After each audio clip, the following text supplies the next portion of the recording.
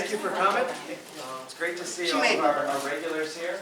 This is our first kind of Saturday afternoon program at the library. We thought, especially in the dead of winter, why don't people come out on a Thursday night when it's pitch black? So it's nice to see so many more regular people here. I'll just mention two things quickly and then turn it over to our featured speaker.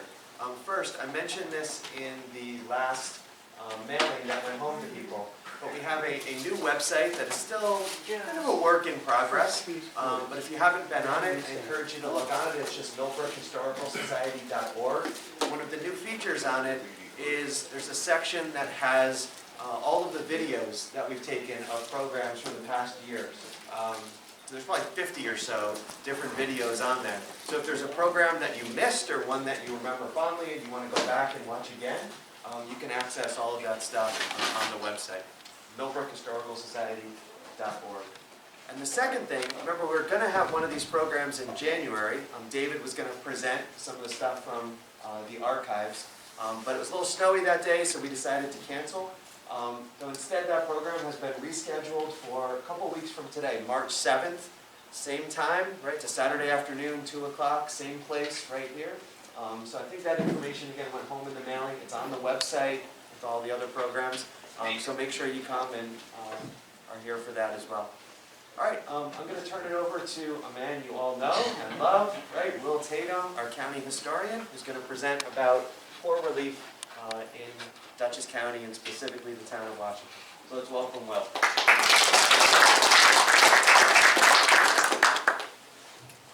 All right, for those like me who have a little bit of difficulty with hearing these days, I'm going to use the mic. Can everyone hear okay?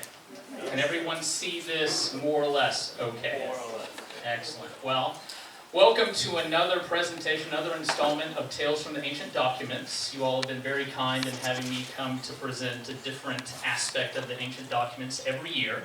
How many of you have been to one of our previous explorations? Excellent. So you pretty much know the drill, that we look at various interesting documents that have a piece of a story in them, and then I make the old rub, the rest of the story is still waiting out there to be found. Well, I'm happy to report that today's presentation is the first one in the series where we have a complete story for you from beginning to end, and on a topic that is absolutely essential, that touches on every single municipality and corner of Dutchess County. It really unites us as a county. And so any of you who might be aware, because there are similar stories to Samuel Farr's for all of the other towns in the county. So we are hoping to roll some out in places like Northeast and Red Hook and Dover, maybe even down the line. So the Ancient Documents, as you all know, has been the really focal project of both the County Clerk's Office and the County Historian's Department, and I'd love to recognize my boss and the Dutchess County Clerk, Brad Kendall, in the back there. Brad Kendall is, of course, the major reason why I'm here speaking with you today, both because of his constant, ceaseless support for the Ancient Documents project and, of course, being the man behind all of Dutchess history. He has a deep and felt out love for county history. His mother was a municipal historian, and he has been a ceaseless supporter of the entire history community. So without Brad, this presentation and all of our work, and if you can believe it, over the past 7 years would not have been possible. So I'm glad that he can join us today, especially since he's seen every other iteration of the program. So this will be a nice change of pace for him. So Samuel Farr and poor relief in Washington. That's where we're starting now. Does anyone know what poor relief is? It's like one of those things that's, oh yeah, obviously the term defines itself. It's relief for people who are economically challenged. In the context that we're discussing this today, and we'll be looking at as part of a county-wide study that is still unrolling, poor relief actually has a very specific technical definition. It is a government-administered system for relief of the poor. So essentially this is taking tax money and using it to care for the impoverished, the less financially well-off members of society. And this is a story that goes all the way back. A lot of folks here may think about poor relief in this context, sounds like welfare, sounds like FDR. Well, there were two people who beat FDR to the punch by a couple of hundred years. Those are King Henry VIII of England and Queen Elizabeth I of England. Has anyone heard of them, perhaps? Hopefully a lot of you. Yes, King Henry VIII, known more for his interesting policies on divorce and separation, especially between the neck and the head, but also really a proponent for a standardized system for caring for the poor, rather than sort of leaving it to the church to figure out and to private entities to figure out. He was the first to enact what is called the Poor Laws. This is legislation that sets up how the government, and the smallest division of government, which in England was the parish, here in America it's the precinct, and then becomes the town after independence. How that's going to work, Elizabeth I refines the system, and then that continues throughout English common law, and it is one of the elements that New York and really most of America adopt and continue after independence. And today we're specifically focusing on a story that unwinds, begins about March 1788 and finishes up in January of 1790. So we are right after independence. In fact, partway through our story today, they'll be holding the New York's convention to ratify the U.S. Constitution over in Poughkeepsie, which happens between two court sessions that we'll be talking about. So this is really a formative point in both local government, state government, and national government. But at the same time, we have these stories that really link us together in that thread of continuity all the way back to the very end of the Middle Ages, beginning of the Renaissance, and tells us a lot about how law works here in New York. And it is known, at least in legal circles, that New York, of all of the states in the United States today, it's pretty much still continued its English common law base. So most of our law is still based on what was practiced in England before the Revolution. So why do we study poor relief? A couple of reasons, some that may be apparent and some that are not. The first reason that we study poor relief is, of course, because there's so much material on it.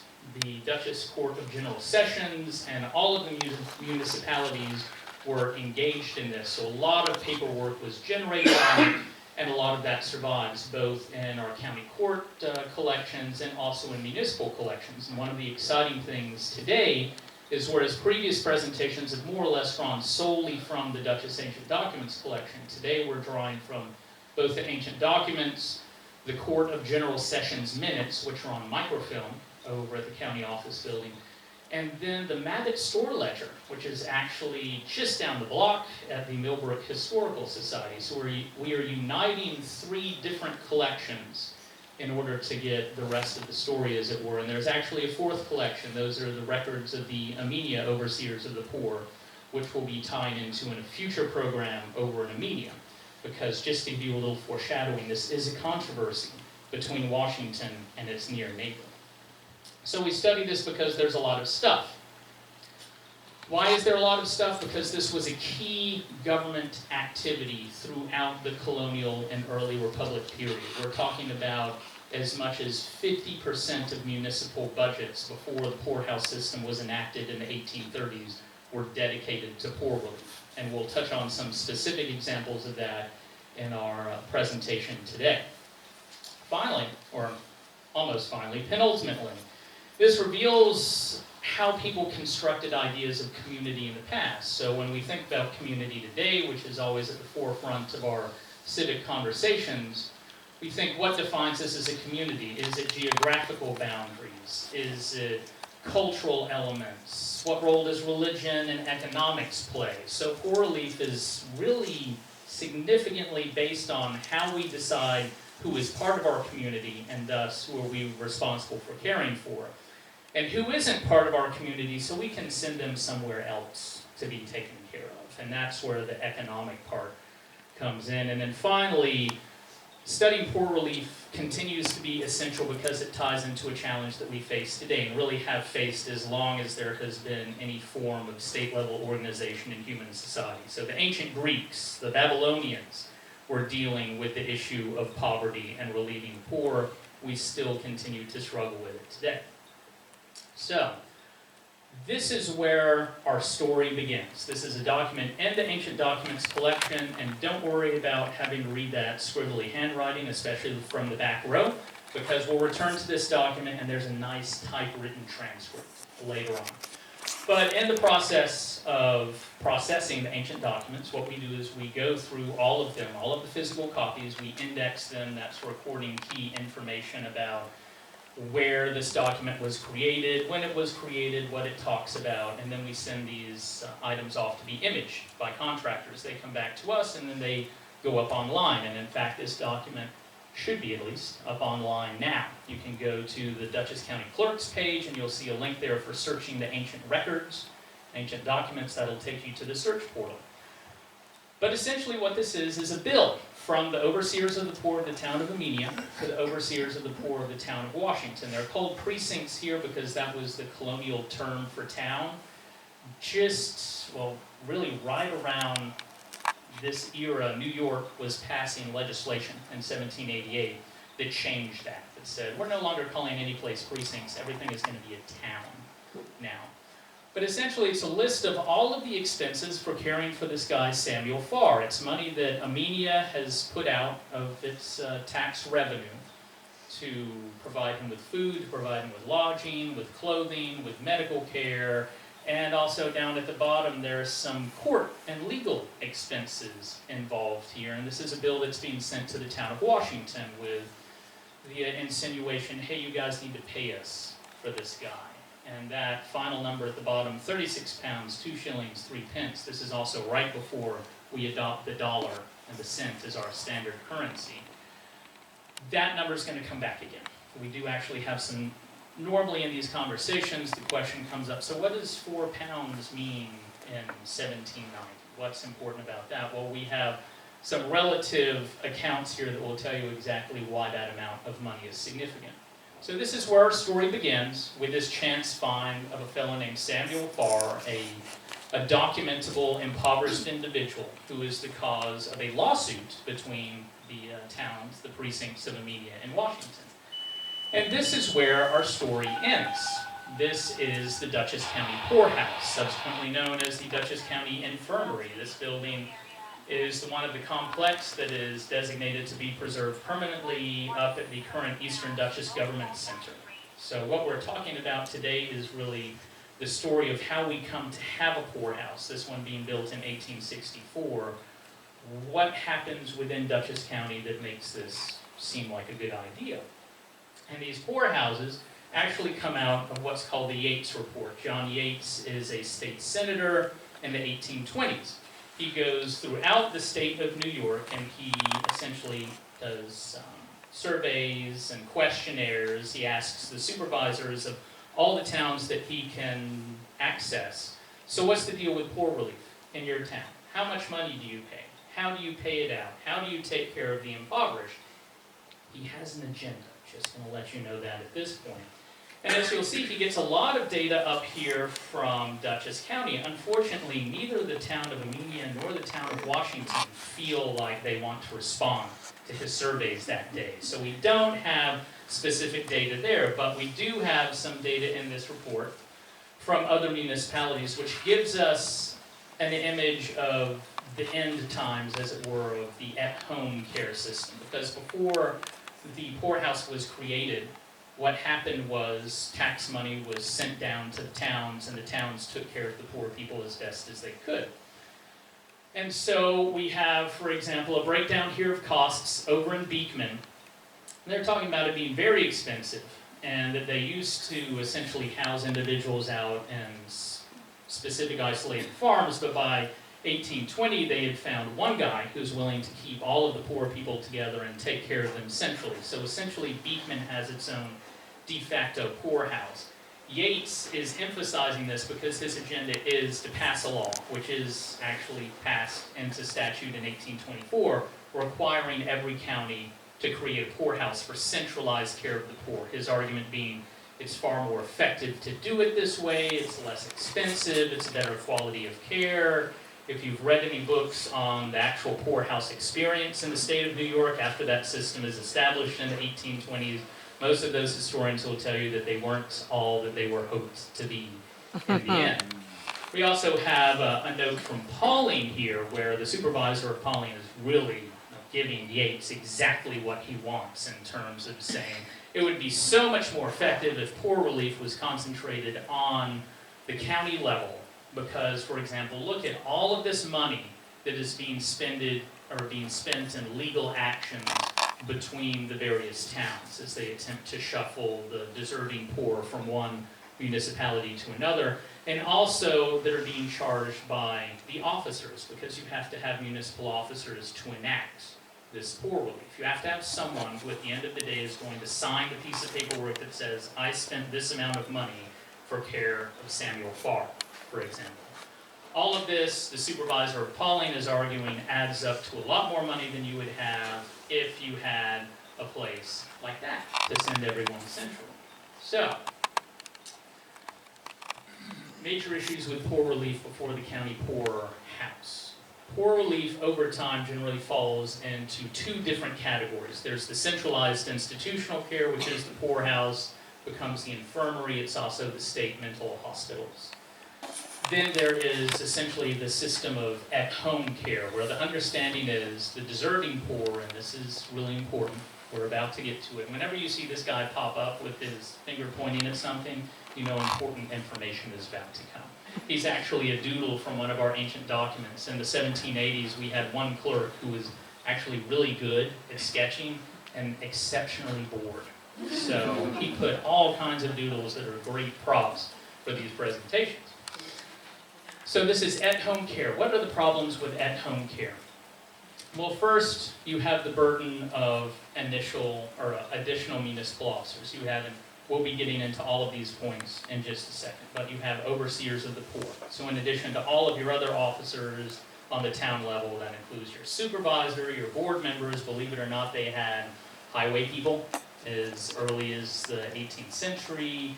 They had officials who were charged with supervising the construction of fences, because sometimes farmers decided that they'd like to build a fence across a highway because they didn't want it crossing their land. And a host of other people, assessors, collectors, constables, and then on top of that you get at least 2 overseers of the poor. Do you think they work for free? No. So that's one issue. A second issue is the sheer expense of caring for the impoverished in each community, and we'll again see more details on that. A significant sum of money is spent, anywhere from 1/6 to a full 1/2 of municipal budgets before the 1820s goes out for poor relief. There's also the issue of establishing who is and who is not chargeable to the town. So just because you are impoverished does not mean that you automatically receive relief in the form of government funding. There are 2 sets of questions involved here. The first set of questions is, are you poor because the breadwinner in your family died and you can no longer provide for yourself and up to 7 children, which I have seen in some of these records? Or are you poor because you just don't feel like working, you'd rather hang out, drink beer all day, admire people passing on the street? So that's the issue of the impotent poor. Those are people who are poor through no fault of their own, versus the idle poor, the people who just don't want to work. And the impotent poor are generally referred to as the deserving poor. So, once you make that distinction, that's great. You cut down on a tremendous number of people who would otherwise be eating up tax money. However, just because you are deserving poor doesn't mean that you are a deserving poor person who deserves money from the town of Washington or the town of Amenia. There's this issue of settlement, legal settlement. That goes all the way back to Henry VIII. It's one of the first reforms that Elizabeth I makes, and that is that in order to receive funds from the government for poor relief, you have to prove that you are legally a member of that community. That's where the whole definition of community comes in. And if you can imagine, you're an overseer of the poor in 1788. You have this amount of money, and you have this amount of need for services. You need to cut this down to the actual amount of money that you have available. One of the tricks up your sleeve is, of course, saying, well, you know, of these people, only this number are deserving poor. The rest are just idle.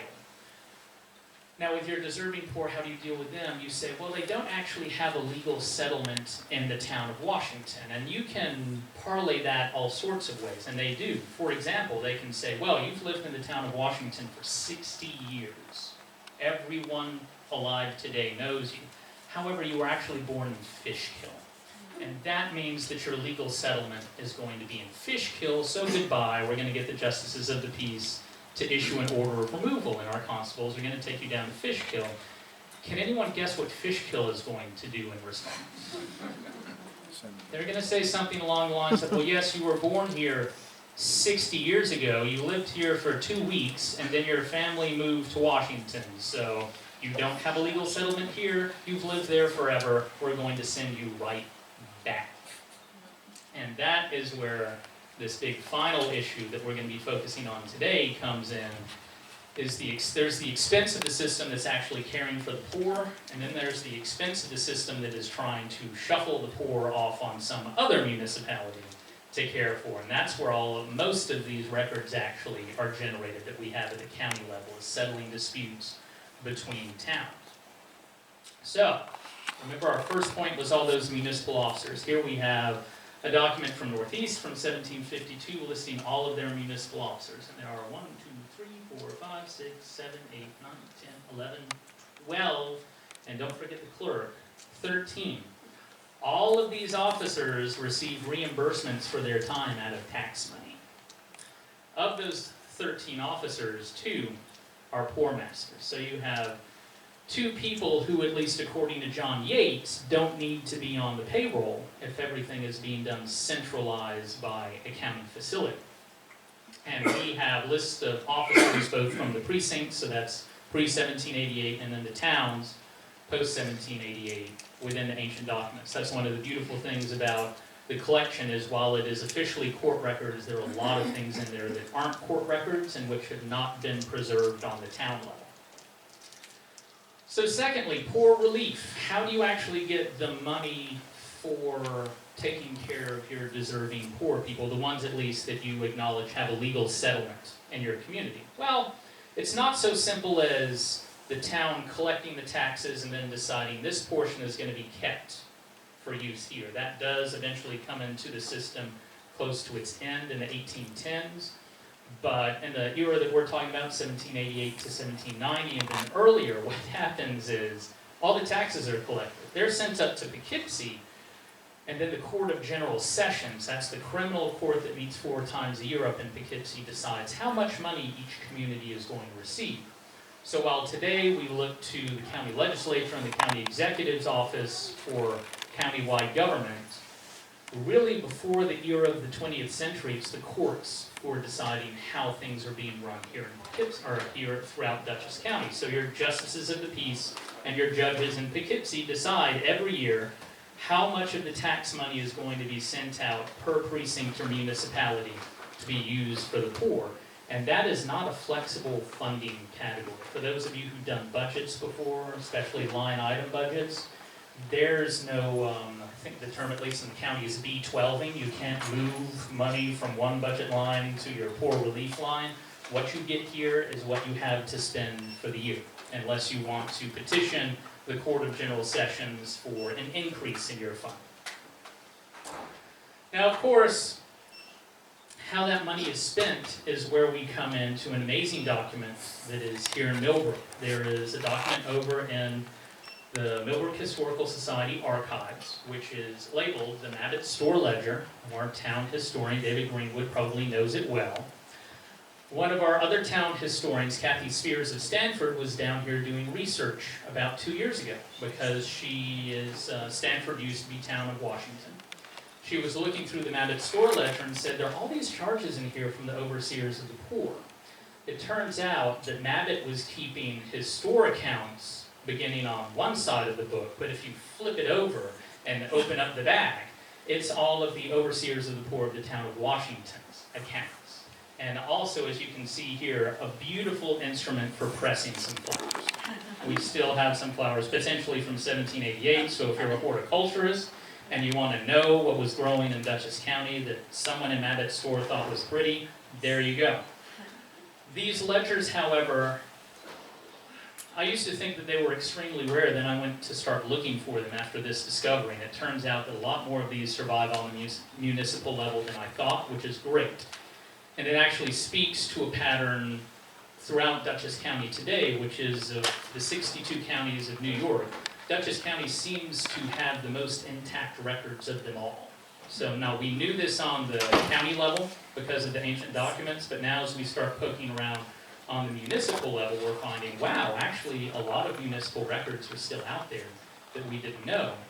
And the county clerk, being a very generous and civic-minded individual, has instructed me to work with the local communities to see what we can do about imaging and making these records available to the public. So we look forward to working with the Millbrook Historical Society to scan this entire ledger book. And then when we get down to the details, you can see the type of expenses that are going out. All of this is cloth that is being purchased, clothes, the deserving poor of Washington in 1788. The top of the page begins in April, and down here at the bottom we're in December. This is actually January of 1789 here. And you can see that they spent 10 pounds, almost 10 and a half pounds, 6 shillings. There are 20 shillings to a pound. I had to look that up for this presentation, so don't feel bad if you didn't know that off the bat. So again, bear in mind that number. In 1 year for one section of all of the deserving poor of Washington, they've already spent 10 pounds on clothes. That doesn't include room and board, medical care, all of the other items. And washing. Laundry is included in the expenses of the deserving poor. So we have the officers. We have the money that is given to them out of taxes. We have the actual costs of caring for the poor. And now we have that whole issue of settlement. So the town of Clinton, the Historical Society there, actually has a town book from the 1820s which records examinations of people who are impoverished, and the justices of the peace are trying to figure out, A, are they impoverished through no fault of their own, or are they just idle people? And B, do they actually belong here? This is the examination of a fellow named Jacob Spencer. And this is one of those cases where the justices of the peace and the overseers of the poor, this is what they want. Because what Jacob Spencer is saying is, oh, I was born in Beekman, and we're playing a little game here today. See how many different municipalities this presentation touches on. So he's born in Beekman. He then goes to Dover. He then comes back to Beekman. Then he goes off as part of the army in the War of 1812. Then he gets married. Then he comes to Clinton and rents a series of houses in Clinton. Then something happens to him. They don't say what it was in this specific examination, but since he's being examined as to whether he's deserving poor or not, obviously he's impoverished, and he is either requesting relief himself, or the overseers of the poor saying this guy might actually fall under the legal requirements of us to relieve. So he says he's born in Beekman. He spent significant amount of time in Dover. He's been in the army too, which may explain why he can no longer take care of himself, because that's not exactly easy on one's joints, I hear. And he's only been in Clinton for, 3 years at this point. Can anyone guess what the overseers of the poor of Clinton might be tempted to do in this situation? Yeah, they're probably going to be tempted to ask for an order of removal to send him down to Beekman for the overseers of the poor there to care for, since not only was he born there and lived there until he was able to work as a laborer, but he went back there after spending some time in Dover. And it may be that the overseers of the poor in Beekman say, okay, sure, yeah, we'll take care of you. Or it may be that they say, well, his most recent place of legal habitation, because he's legally in Clinton, he's renting a house, several houses there, is Clinton, so Clinton needs to take care of him. This is what they fight about, on and on and on. And speaking of fighting, in Clinton, so what happens when you determine through that examination that someone is not a deserving member of the poor who has a legal settlement? Well, you go to the Court of General Sessions in Poughkeepsie, to that courthouse. The modern courthouse is the site of all the previous courthouses. So all 5 county courthouses have stood on that corner of Market and Main Street. Thus, if you want to see where this happened, you can come visit me in Poughkeepsie. I'm actually next door in the 22 Market Street, the county office building. But Clinton here, this is turning back the clock from 1821 to 1787, has discovered that a widow and her children who were living in the town of Clinton, well, technically, the widow can't take care of her children. But she's got a grandfather who's solvent who lives in Poughkeepsie. So they have petitioned the Court of General Sessions to send the children to live with their grandfather in Poughkeepsie. And the court has said, okay, and they've granted an order to remove these children from their mother here well, not here, but up there in Clinton, and send them to Poughkeepsie to live with their grandfather. And this little teeny tiny note on the bottom, which is much clearer here, is then that should be Matthew Bice, not Matthew Bice. Got a little excited with the B key there. Obviously, this is something that's being done over and over and over again. They're splitting up the families of the poor if they can find a way for part of that family to be chargeable somewhere else. So now we get to the main attraction today, the story of Samuel Farr. So remember how I said that we began this story with finding that account. So I saw that account, it's like, this is interesting, studying poor relief, we don't see many accounts like this. I'm going to make a note that there's a guy named Samuel Farr out there. He's obviously a point of interest for two municipalities. And then we run across this. So we have that name, we're looking for it every time we see a document with Samuel Farr on it, we make a note, then go back and look at it. This is an order of removal for Samuel Farr. It's dated March 15, 1788. Two justices of the peace of the town of Amenia. They are Samuel Waters and Brendan Payne. This is important, but don't worry, I'll remind you of their names as we move along. Have ordered the overseers of the poor to take Samuel Farr and move him to Washington. So they give you a little bit of a close-up there.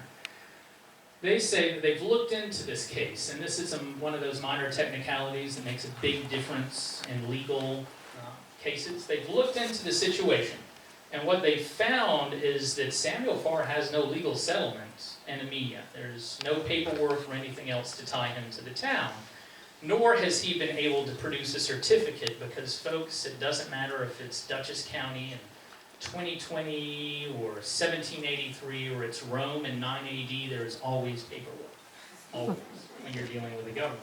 He has no certificate from anywhere else saying, I have a legal settlement here.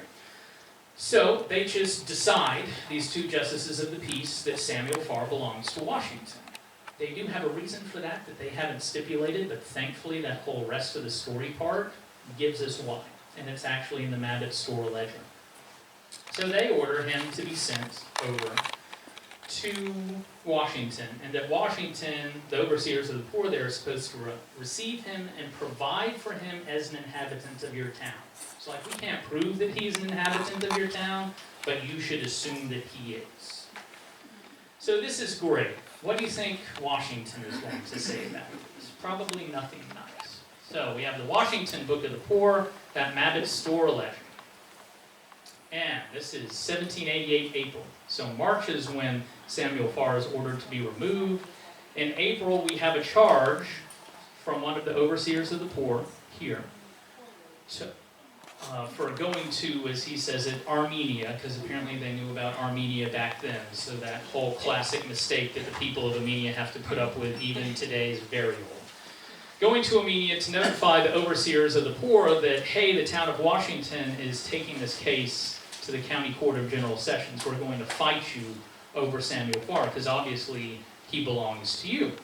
So this constable goes to Armenia in April, and then we have another charge down here, time and expense of attending May Court on the appeal of the order of Samuel Farr. So we know that in May of 1788, this case comes to Poughkeepsie, and it's going to be heard by all of the big judges at the Court of General Sessions at the courthouse.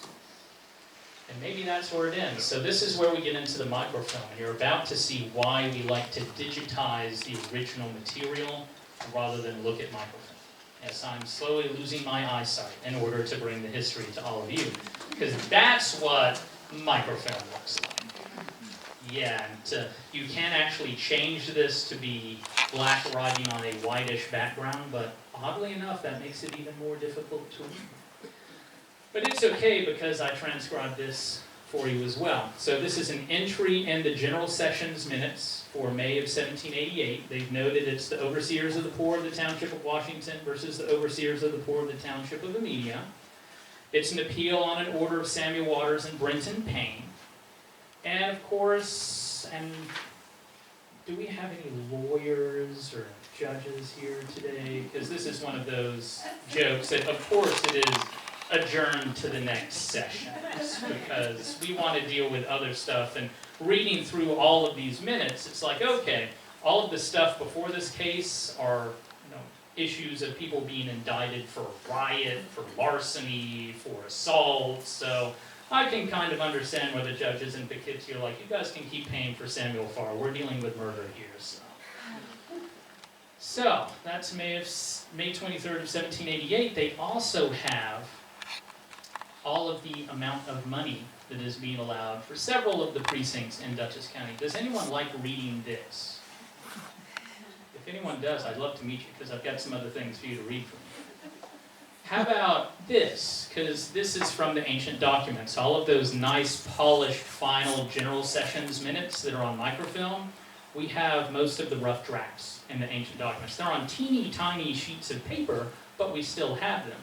So in this case, and to give you a little bit of extra help there, this is all of the money that is allotted by the Court of General Sessions for the various overseers of these towns to examine.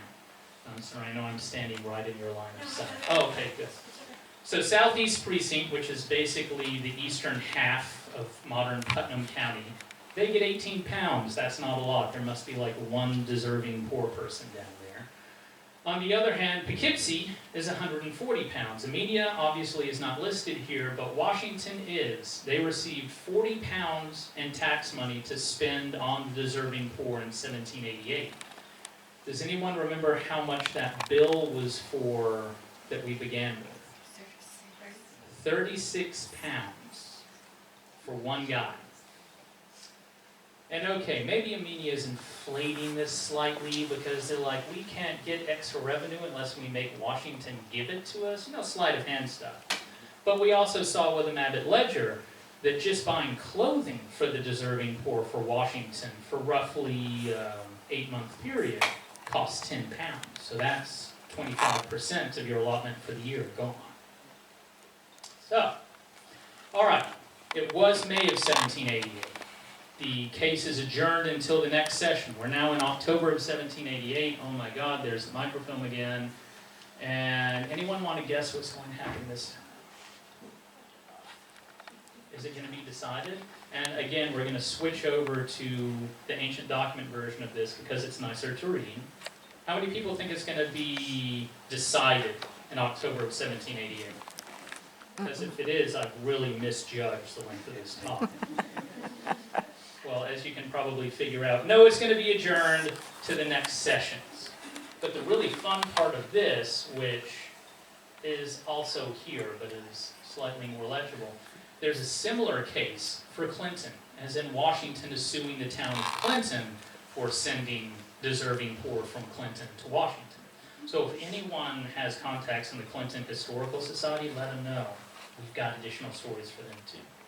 So, October of 1788, this is going to be passed, but guess who's there anyway? Yep, the overseers of the poor of Washington still show up, because, hey, it's court, you can't really show up, or you can't really not show up. In fact, the General Sessions minutes are filled with notes about all of the people who are being fined for not showing up, specifically the constables. Every now and again, pretty much every day the General Sessions meets, one judge will say, all right, it's like 11 o'clock in the morning, let's have a roll call of the constables. And they write down the names of all the constables who haven't shown up to court that day, and they're all going to be fined. As you might imagine, a lot of them are from Eastern Dutchess, because before all of these nice highways were around, it's kind of a pain in the butt to leave your farm and go all the way to Poughkeepsie. So again, everything gets delayed, but the overseers of the poor account is still being charged for it. Just because your case isn't decided that day doesn't mean that you're serving for free. All right, we're moving forward now to January 23rd, 1789. Do you think we're going to finally get some happiness here? No, we aren't, and I didn't even bother to transcribe that one. Ordered that it be continued till next session. So this is now 3 courts that we know Washington, and as we'll see shortly, Amenia, have sent representatives to at the municipality's costs, and nothing has been done except to have it adjourned. So, moving along, May 22nd of 1789, just looking at the amount of writing here suggests that we might finally have a decision. We could have closure. So, first thing we find out is that Washington has shown up with a lawyer, Edward Livingston. That Livingston name should ring a couple of bells, not really a huge presence here, but enormous influence over in Western Dutch. So basically, if you want a high likelihood of success in court, hire a Livingston as your lawyer. It'll probably go well, because he's got relatives who are judges. So we don't worry about that stuff in the 1700s.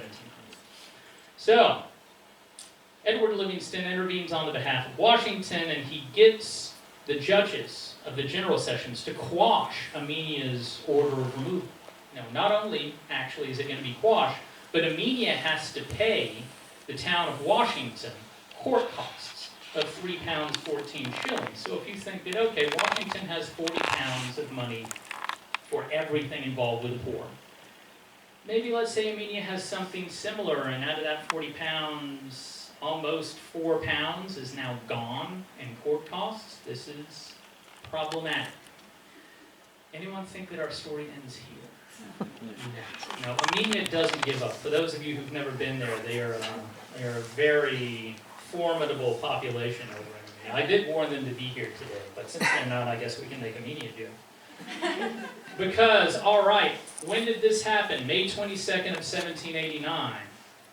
News travels slowly east and west, because what happens on May 6th? It's a second order of removal for Samuel Farr. The justices of the peace over in Amenia have gotten tired of waiting, but it's not the same justices. So that first one was Brenton Payne and Samuel Waters. This time we have Roswell Hopkins and Isaac Darrow. And for those who don't know, Roswell Hopkins was one of the more, shall we say, aggressive justices of the peace in the latter half of the 18th century in Dutchess County. We have a lot of his surviving legal documents. He was pretty much the guy in Amenia. So if you wanted something done, you went to Roswell Hopkins, because anything that has his name on it is pretty much going to be paid attention to seriously. So this order of removal, it sounds a lot like the last order of removal, but there are some really important differences. The most important is right here. They spell out, upon the examination of the said Samuel Farr upon oath. So the first time around, Payne and Waters, they don't say that they ever talked to Samuel Farr. They say, we have established that he doesn't have a legal settlement here, and we've also established that he doesn't have the paperwork for a legal settlement everywhere else, or anywhere else, so just believe us on that part. Hopkins isn't going to take any chances here. So he said, all right, we are going to lay it out in this order of removal that we have examined Samuel Farr on oath. So, sworn on the Bible, everything else, that he does not have a legal settlement here. And also, there's a little bit that they've decided to write in up here. It says, having come into the town of Amenia to inhabit. They're also pointing out that Samuel Farr wasn't invited here. He didn't marry anyone from Amenia. He didn't get a job here, buy property here. He just came to live here. And that's not grounds for legal settlement in 18th or 19th century Dutchess County under the New York poor laws. So, this is a big deal now. And this is the second part of that. Now, however, there's a little bit of foreshadowing here on that. The back of these documents generally have when they are filed in court. So we have this date of January 22nd, 1790 to keep in mind. That might be the end point of our story, or in fact it might not be. So, moving forward now, we have that account again. And since that is like semi-legible, semi-not, we also have this, which is the typewritten copy of that account. So you can see that for 57 weeks, just over a year, they've spent pretty much half of what the town of Washington has for an entire year on boarding one deserving poor. So they've spent 19 pounds, 19 shillings. That's 1 shilling off from being 20 pounds out of 40 pounds. They've subsequently spent another pound and 10 shillings over the 5 weeks since. They've spent nearly 5 pounds on his clothing, and then all the rest of this is court dues, which comes up more or less to the better part of 10 pounds. So that's a whole lot of money, and obviously, May 22nd, 1789, the judgment is handed down against Armenia on May 23rd. Armenia was pretty confident that it was going to succeed, but it did not, at least not under Brenton Payne and Samuel Waters. So our next one, and by the way, again, that's the reminder. So you've got that number there, 36 pounds, 2 shillings, 3 pence. And Washington only has 40 pounds for the year 1788, even though we're now in 1789. Yes, all dollars and cents. You want to find really interesting history, follow the money trail. People write a lot of stuff about money. So it's October 1789. May 23rd, this case was supposed to be settled. We're back in court in October. We've got the town of Washington versus the town of Armenia. It's an appeal for the removal of Samuel Farr. The case, this is not double jeopardy. This is a case where they are going now about the second order for removal. So they've dealt with the order that was given by Brenton Payne and Samuel Waters. That's done. But now they have to deal with Roswell Hopkins and Isaac Darrow. And what are they going to do as their first action? Those wonderful judges in Poughkeepsie are going to adjourn to the next session. Remember that January 22nd, 1789 data point there? However, you know it's going to be more serious this time, because at the same time that they're saying, all right, we'll deal with this in January, they're also saying, we're going to issue subpoenas for witnesses to appear this time. So last time we heard from a lawyer from Washington and the overseer of the poor from Armenia. It's pretty easy to decide, but this time probably Roswell Hopkins is insisting you're going to examine witnesses.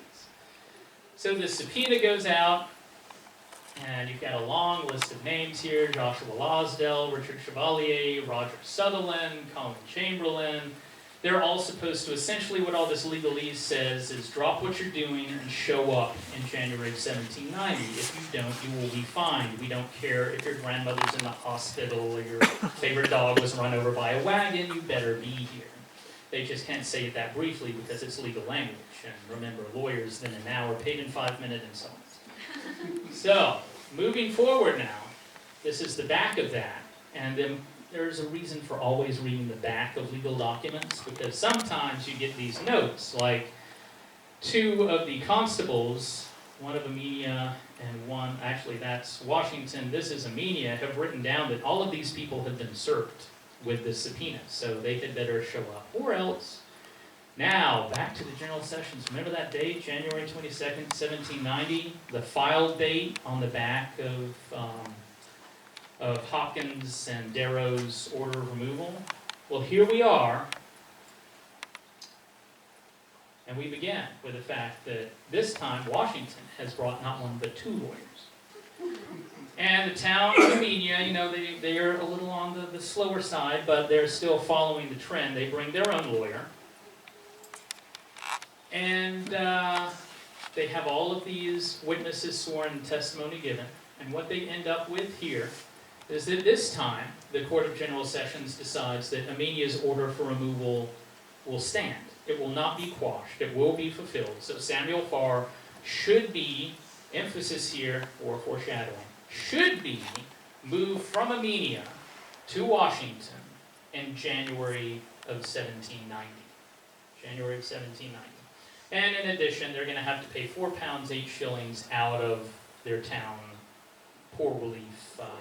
Yeah, that's out of their $40, which is not going to be fun with everyone. So do we think that the story ends here? No, I've made this far too complicated. So we're back to the Mabbitt Store Ledger. Look at that date, July of 1788. This is literally when Alexander Hamilton, Governor Clinton, our local boy Millington Smith are all in Poughkeepsie debating whether or not New York is going to join the United States by ratifying the Constitution. But there's more important things going on here in Washington. And that is, beautiful handwriting, love it. that suddenly, July 1788, the town is paying money to a guy named Farr at different times since the 10th of July 1788 for keeping Samuel Farr, one of the poor of the precinct. So while all of this litigation is happening up at the General Sessions in the fall of 1789, and then into January of 1790, Samuel Farr is here in Washington.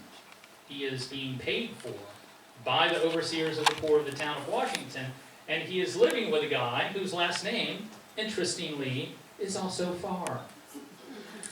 Now, I haven't done the genealogy yet, but I will, to figure out the relationship between these guys. And what you do see in other municipal poor records is before they get to the point of having individuals charged to the municipalities, what they first try to do is find people either within the municipalities or a neighboring town that are related that can care for their ailing relative.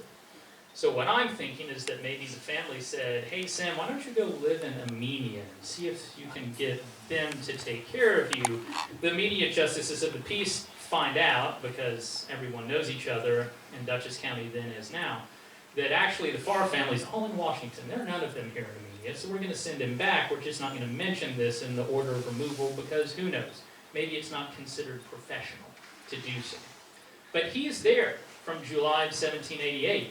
And in fact, we now have all of this money being spent on him. So this, it could be read as 000, it could be read as £0 6 shillings 6 pence. It's not so clear. However, here, it's pretty clear that they've spent £4 8 shillings 1 pence. So again, out of that £40 total, on clothing him between July of 1788 and November of 1788. And this is a partial transcript because I believe there might be some board members here who are wondering, Will, what could you do for us next year? We can go through that store ledger and talk about all of the clothing of the deserving poor, which is something that we don't often get to talk about because we don't have the data to say, all right, what are people actually wearing in the town of Washington in 1788, 1789, 1790. So, and this is actually before the motion, the order of removal is even quashed in 1789. We also have him from October of 1788 to 1790. He is more clothing for Samuel Farr, £2 9 shillings. This is the charge. Hold on down here. Cash paid, Farr for keeping Samuel Farr 35 weeks. And then down here is actually January 22nd, 1790. This overseer of the poor is charging the account for his appearance at the ultimately unsuccessful attempt to quash this second order of removal. So, now we are actually at the end of our presentation, and a reminder of what the supervisor of Pauling said when he was asked in 1820, what do you think about the idea of having a centralized county poorhouse? And his comments now about how having everything supported at the county level would be cheaper, the expense would be lessened, and we could get rid of all of these court costs, I hope makes a little bit more sense than it did. If not, I can repeat the presentation, it's no problem. We can go over all the numbers line by line. But if you're happy, there's my contact information, another wonderful doodle from the Ancient Documents collection, and I'm happy to answer, or at least to try to answer, any questions you might have. Yes, ma'am? How much money was spent totally for this one person by the town of Washington? How much money was spent totally by this one person for the town of Washington? I don't have a complete answer. Because we only got 40 pounds for the whole budget, and he seems really expensive to have absorbed all of the budget. So she points out that they only have 40 pounds, and I would say, from rough math, and again it's pretty rough, I'm a historian. You don't become a historian because you're good with numbers, as Brad can tell you. I always have to come to him for anything mathematical. My rough guess is just what we've seen in the Madoff store ledgers so far is probably close to 20 pounds being spent on him. And plus, well, the legal expenses. Yeah, plus the legal expenses, because you think the town of Armenia is just going to let that one slide? Not so much. So that's another reason why I look forward to getting back to the archives, looking through that ledger and also getting it digitized, because we have a rare opportunity here to actually add up the dollars and cents or the pounds and shillings and pence and try to figure out, all right, if they're spending more than they're receiving from county government, which is probable, how are they floating the rest of it? Who paid the lawyers? Who pays the lawyers? Well, theoretically, the municipalities do out of their allowances. Yeah. Expense accounts, not so much in the 18th century. This guy, he has an expense account, but the town itself doesn't. Any other questions I can answer? Yes, Robert. Where is the town of Washington getting its tax revenue from in 1788? Like, what are the primary sources of taxation? The primary sources of taxation, I can't give you a complete answer for that. There is a land tax. Property tax is a big deal. There's also an excise tax, and most of the towns actually have a committee for excise. It's a really big issue at this point in time. One of those hot buttons like caucuses that really don't resonate in America anymore, except maybe caucuses do now. But the town certainly did not have the tax base that it would have in a modern fiscal state. But you're basically getting it from landholders, and you're getting it from excise on specific goods. So it's not a tremendous amount of money. And this is the key difference between poor relief in the 1780s or the 1720s and poor relief after 1810, is that before 1810, you're collecting this tax revenue, you're sending it to Poughkeepsie, and Poughkeepsie is then telling you how much of it you can have back to spend on various and sundry projects. By 1810, the state legislature has posted, or has passed legislation that says, all right, you guys can decide yourselves, essentially it's passed as more or less a local law, because the towns are making their own budgets, how much you're going to spend. And that's where we get the actual percentages in terms of what percentage of a town budget is going to be spent on poor relief, because you have all of the line items, which aren't huge. There are things like building and caring for roads, and actually one of the huge ones that's kind of funny and kind of not is stray animals. Today, we're still dealing on the municipal level with cats and dogs. Back then, they were dealing with hogs and cows. And I'm sure that some of you know how large a hog actually is. I certainly wouldn't want to try to corral one on Main Street today. But you see all the budget laid out, and you can tell from there that, oh my God, and 1820, for example, the town of Red Hook is spending almost 50% of its budget on poor relief. And Linda, I saw you had a question. Yes, the legal term quash means what? It means pretty much the same thing that it does in vernacular speak. It means that they're actually dismissing the order. They are quashing it. Okay. That's why I was hoping that we might have some lawyers or judges or justices of the peace, because they always love to stand up and say, well, actually, I'm going to tell you how that originates in Magna Carta. Yeah, King John, inventor of the term quash, not to be confused with squash. Any other questions? Yeah, I have. Yes, sir. While this arguing back and forth and how much money, this guy is still living and has to eat and have to, where is he and what's happening? How is he getting? Well, that's the amazing thing, that is why this ledger discovery in the Millbrook Historical Society is so important. And it was just sheer luck that Kathy turned the book over and opened the wrong side of it and saw these municipal accounts. By July of 1788, he's living in Washington, and he's being paid in Washington. So it's the original order of removal is March of 1788, and they are in court from May of 1788 until May of 1789 fighting over this. And you have a bill that is May of 1789. So they're charging, let's actually go back to that to help answer that question. All right, so he is at least on the poor rates of Armenia through the 23rd of May, 1789, and yet at the same time, he's appearing on the poor rates of Washington from July of 1788. My suggestion would probably be that he is moved to Washington sometime in the summer of 1788, that initial order of removal is executed, We wouldn't know that except for the Mabott Store Ledger and the Washington Book of the Poor, because otherwise there's no other shred of data that hints at that. But because we have, and I wish I had a fast forward button, because we have this, I mean, you can't, this, literally you can't falsify this without severe legal ramifications. These bills are examined by the judges in New Jersey. So, evidently he's in Washington the entire time this lawsuit is going on, because he turns up on their account books. Now, of course, the other side of the story that I haven't gotten physical access to yet, but I know they exist, are the Books of the Poor up in Media, and they have a collection that starts in 1765 and goes through the 18 teens. So my next step is going to be to go up there and look for Samuel Farr and their accounts. But yeah, he's being taken care of. He's not being left on the side of the road to fend for himself, because if they did that, they'd be in really super deep trouble.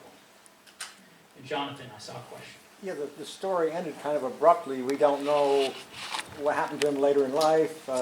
When he died, was he in the town of Washington the rest of his Not life? yet. That's the thing, is there's always additional questions to answer, but we at least know the resolution of the court case, which normally in the ancient documents we have like one really interesting document that maybe sets up a case but doesn't tell us the resolution. But I will be looking further into it to understand how poor relief operated in Dutchess County, because of course we do have the county poorhouse that's going to be preserved and have interpretational markers out there. And to understand the poorhouse, we need to understand how you get to the poorhouse in the first place. Any other questions? All right, well, hearing none, thank you all very much for joining us today.